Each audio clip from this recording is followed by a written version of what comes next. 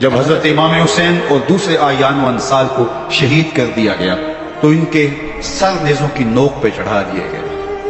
حضرت امام حسین کا کٹا ہوا سر اور باقی 71 افراد کے کٹے ہوئے سر نیزوں کی نوک پہ، اور 10 سواروں کو ابن سعد نے کہا کہ ان کو رون دو، اور گھوڑوں کے ٹاپوں تلے حضرت امام حسین رضی اللہ تعالیٰ عنہ اور ان کے آوان و انصار کو جو ہے وہ روندا گیا، حتیٰ کہ ان کی استخوان مبارک، ان کی ہڈیاں بھی چور چور ہو گئی۔ روننے سے قبل ان کا لباس اتار لیا، ان کے کپڑے اتار لیے گئے۔ اللہ اکبر، کیسی دردناک گھڑیاں تھیں۔ یزید کا صرف یہی بد کرداری کا مرحلہ نہیں تھا، اس کربلا کے صحرا کے اندر یزید نے جس طرح امام حسین رضی اللہ تعالیٰ عنہ کو شہید کیا اور حضرت امام حسین کے خاندان کو شہید کیا، جب مدینہ المنورہ پر یزید نے مسلم بن عقبہ کو مقرر کیا، جس کو بزرگوں نے مصرف بن عقبہ کہا ہے، تو اس کو کہا 3 دن تک مدینے کا حرم تمہارے لیے حلال ہوگا، جو چاہو تم کرنا، اور شامی فوجوں کو اجازت ہوگی۔ تو وہاں بھی انہوں نے 10,000 تابعین اور 700 صحابہ کو شہید کیا۔ حضرت ابو سعید خدری رضی اللہ تعالیٰ عنہ گھر سے باہر نکلے، کافی بوڑھے ہو چکے تھے، تو انہوں نے حضرت ابو سعید خدری کو پکڑ لیا، کہا تم کون ہو؟ کہا مجھے ابو سعید خدری کہتے ہیں۔ تو کہا ہاں تمہارا نام سنا ہے، اور داڑھی سے پکڑ کے کھینچا اور کہا کہ ہے تمہارے پاس جو ہمیں دو؟ تو کہا کہ میرے پاس تو کچھ بھی نہیں، میں تو فقیر آدمی۔ تو ان کے گھر ان کو لے گئے، تو 2 کبوتر رکھے تھے حضرت ابو سعید خدری نے، تو وہ کبوتر لوٹ کے لے گئے۔ اللہ اکبر۔ حضرت ابن سنان رضی اللہ تعالیٰ عنہ کو، جو حضور کے علم بردار سے فتح مکہ کے دن، ان کو ستو پہلے پلائے اور ان کی گردن کاٹی گئی، اور کہا یہ ہے وہ ستو جو تم زندگی میں آخری بار پیو گے۔ ایک گھر میں داخل ہوئی شامی فوج، ایک خاتون کے ابھی بچہ پیدا ہوا تھا، اور قابلہ نے، دائیا نے وہ بچہ ماں کی چھاتی پہ لٹایا، اور وہ ماں کا پہلا دودھ پی رہا تھا۔ تو یہ جا کے کہنے لگے نکالو تمہارے پاس جو کچھ ہے۔ تو اس خاتون نے کہا تم جانتے ہو یہ بچہ کون ہے؟ انہوں نے کہا ہم نہیں جانتے۔ کہا یہ حضرت ابن ابی کبشہ انماری رضی اللہ تعالیٰ عنہ کا بچہ ہے، اور یہ وہ صحابی ہیں کہ جو بیت الشجرہ کے موقع پہ حضور کے ہاتھ پہ بیعت کرتے ہیں۔ انہوں نے اس چیز کا لحاظ نہ کیا کہ جو کچھ ہے وہ ہمیں دو، ورنہ تیرے بچے کو نہیں چھوڑیں گے۔ تو ماں بچے سے مخاطب ہو کے کہتی ہے، ابھی بچہ پیدا ہوا ہے اور ماں سے پہلا دودھ پی رہے ہیں، کہ بیٹے اگر میرے پاس کچھ ہوتا، وہ قیمتی سے قیمتی چیز بھی ہوتی، تیری جان کے لیے قربان کرتی، لیکن اس وقت میرے پاس کچھ ہے نہیں۔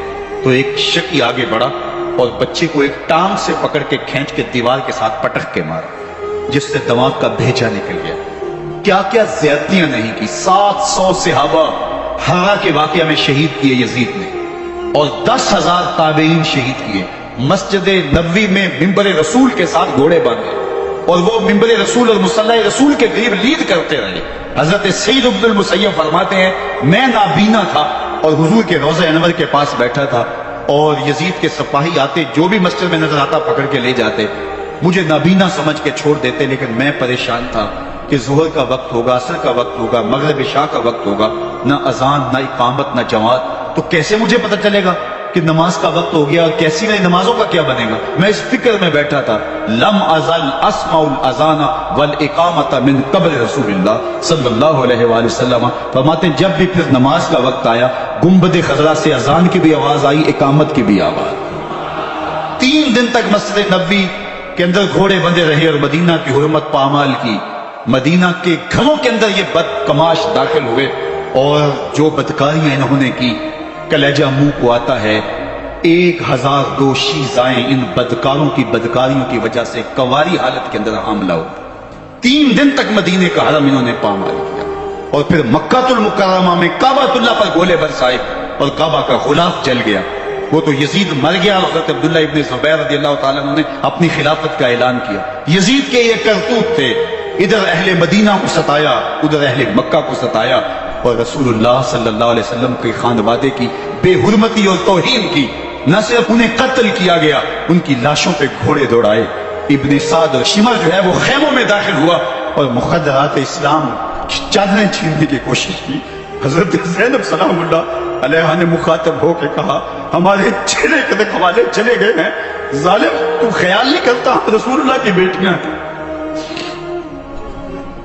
حضرت شہربانو، حضرت زین العابدین اور حضرت زینب सलाम अलैहिम, इन तीनों को एक ऊंट पे बांधा गया और बाकी ऊंटों पे बाकी सादात को, हुजूर की शहजादियों को बांधा गया, रस्सियों में जकड़ा गया और ऊंटों पे बांध करके कूफे की जानब आगे आगे शहीदों के सर चल रहे हैं और पीछे ये काफिला चल रहा है। और जब ये काफिला वहां से गुजरा जहां लाशें पड़ी थी, इमाम ज़ैनुल आबिदीन 14 साल के थे और बीमार थे और उनका हौसला न हुआ, वहां गशी उनके ऊपर आने लगी।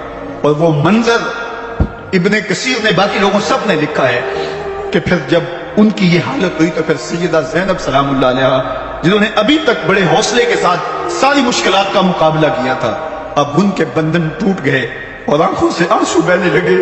और सैयदा ज़ैनब ने इमाम हुसैन रज़ी अल्लाह ताला अन्हु की लाश पे खड़े होके, और वो रोंदी हुई लाश, टूटी हुई हड्डियां और वो बड़ा बदन, कटा हुआ सर नेज़े की नोक पे और लाश पड़ी है, तो हज़रत सैयदा ज़ैनब ने मदीने की तरफ मुंह करके जो है वो हुजूर से फरियाद की, या मुहम्मद आहो, या मुहम्मद आहो, हाज़ा हुसैनुन बिल आरा मुज़म्मलुन बिद्दमा, या मुहम्मद आहो, बनातों का सबाया। रसूलुल्लाह, ए प्यारे आका, या जद्दा हो, ए हमारे नाना मोहतरम, ये देखिए आपका हुसैन पड़ा हुआ है, बदन से कपड़े उतार लिए गए, खाक हवाएं उड़ा रही हैं और उसके ऊपर चादर जो है वो मट्टी की पड़ गई है। हुजूर, आपकी औलाद काट दी गई। और फिर कहा, बनातों का सबाया, हुजूर देखिए आपकी बेटियों के हाथ बांध दिए गए, ऊंटों पे कस दिया गया है। सरे शहीदा आगे आगे चल रहे हैं और हजरत सैयदना इमाम हुसैन का आगे आगे सर है। रास्ते के अंदर एक जगह आई, रात गुजरी और इनको उतारा गया। रात का मौका था, एक खातून आई और उसने कोई खाना पेश किया इनको और कहा कि मैं किसी जमाने में हजरत सैयदा फातिमा तो ज़हरा की नौकरी किया करती थी, उनकी लौंडी थी, उनकी कनीज थी, और आज मुझे पता चला कि आप लोग गुजर रहे हैं, तो मैंने कहा कि मैं अपनी मखदूमा के खानदान की खिदमत करूं। और फिर उसने कहा कि उस वक्त सैयदा की गोद में एक 6-7 माह की बच्ची थी जिसको ज़ैनब कहा करते। तो सैयदा ज़ैनब ने कहा कि अम्मा अगर पहचानती हो तो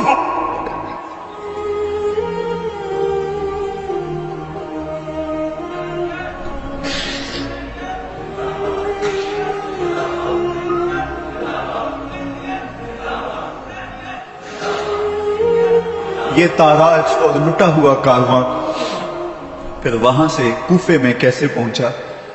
और कूफे के अंदर सैयदा ज़ैनब सलामुल्लाह अलैहा ने वो यजीद के दरबार में, इब्ने ज़ियाद के दरबार में वो जुर्रत आमेज जो बातें कही, अल्लाह अकबर, ज़ैनब की जुबान में अली की खिताबत बोल रही थी। और फिर दुश्मन और दोस्त सारे रोने लगे और वो क्या दिल गदास मंजर थे। और फिर ये सरों का काफिला और सादात किराम का मुश्कें कसी हुई हैं और ऊंटों पे बांधे हुए, इनको वहां से फिर कादसिया और कादसिया से फिर दिमश्क यजीद के दरबार में पहुंचाया गया। और वहां से ये लुटे हुए खानमा बर्बाद ताराज लोग मदीना तुल मुनव्वरा में कैसे पहुंचे और अहले मदीना ने कैसे इस्तकबाल किया। और वो मंजर कितना दिलगुदास था जब अहले मदीना ज़ैनब से पूछते थे, ज़ैनब हुसैन कहाँ है?